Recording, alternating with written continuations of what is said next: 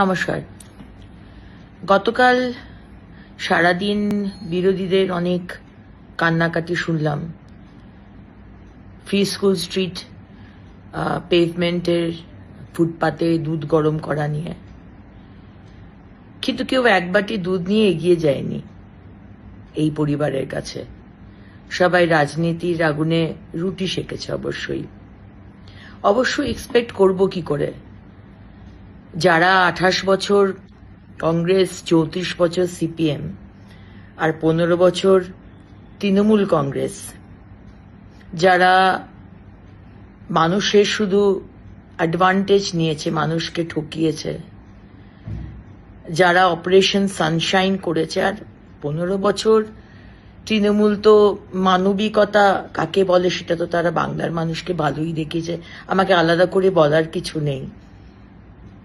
যারা পয়সা নিয়ে ফুটপাতে হকার বসিয়েছে আর সারা কলকাতা, সারা বাংলাকে শেষ করে রেখে দিয়েছে, ছত্রে ছত্রে দুর্নীতি করেছে, এমন কোনো সেকশন নেই যেখানে দুর্নীতি হয়নি।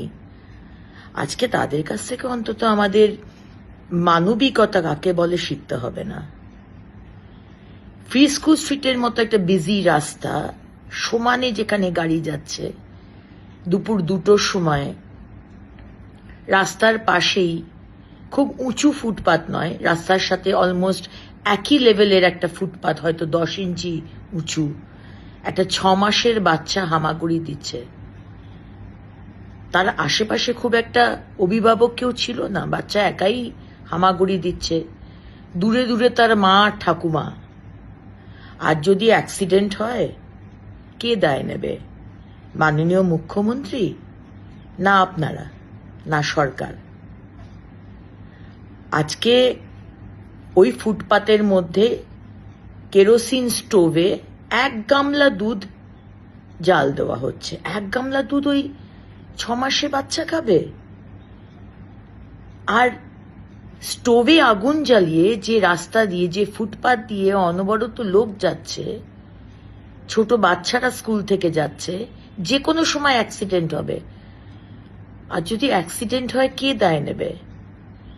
ইউডিএমএ দপ্তর, নগর উন্নয়ন দপ্তর, পুলিশ, সরকার, না আপনারা?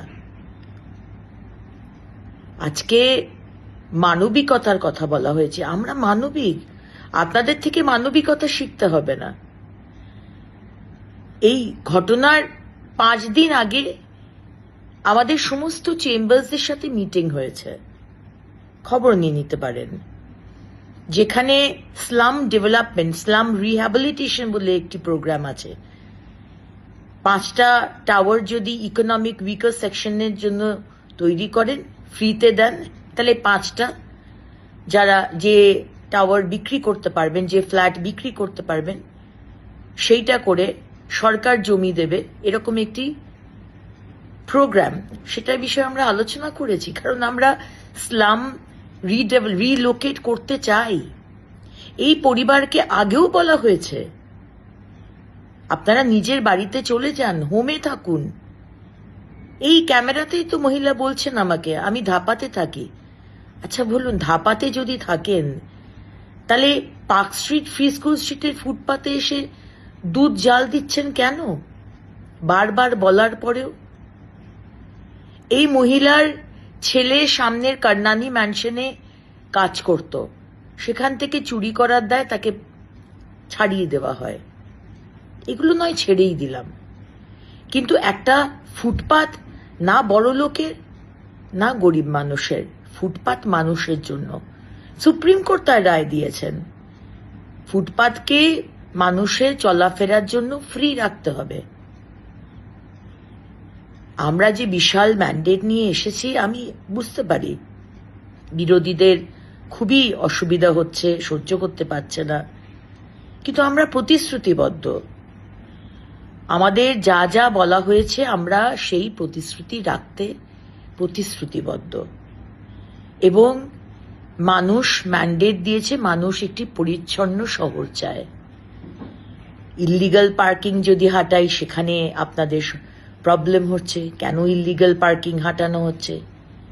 আর যদি ফুটপাতে বলা হয় যে 1/3 ফুটপাতের হকার থাকুক, 3/2 পেডেস্ট্রিয়ানের জন্য, পথচারীদের জন্য ছেড়ে দিন, সেখানেও আপনাদের অসুবিধে।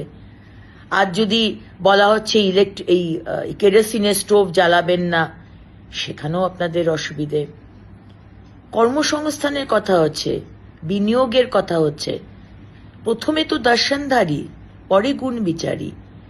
আর যদি বাইরের ইনভেস্টর, বিদেশ তো ছেড়েই দিলাম, দেশেরই অন্য রাজ্যের ইনভেস্টর এসে দেখে যে অবস্থায় আমাদের ফুটপাথ, রাস্তা, ফ্লাইওভার নেই, যানজট, আসবে ইনভেস্টর?